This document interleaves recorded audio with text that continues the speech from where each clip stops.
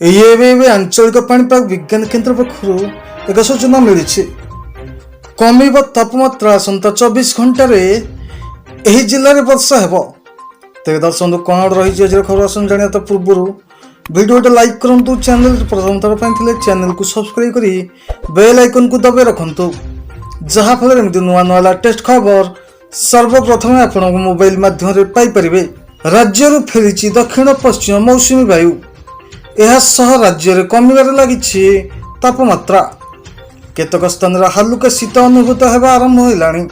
ଏହି ସମୟରେ ଆସନ୍ତା 24 ଘଣ୍ଟାରେ ରାଜ୍ୟର କେତେକ ସ୍ଥାନରେ ବର୍ଷା ହୋଇପାରେ।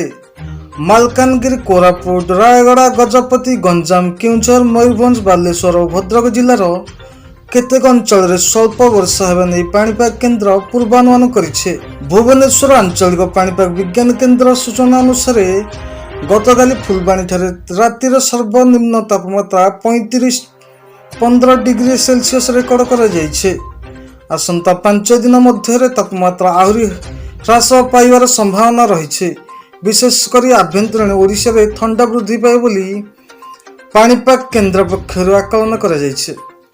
ଦର୍ଶକ ବନ୍ଧୁ, ଏହିପରି ଭିଡ଼ିଓ ଦେଖିବାକୁ ଚାହୁଁଥିଲେ ଆମ ଚ୍ୟାନେଲ ସହିତ ଯୋଡ଼ି ହୋଇ ରୁହନ୍ତୁ। ନମସ୍କାର, ଧନ୍ୟବାଦ।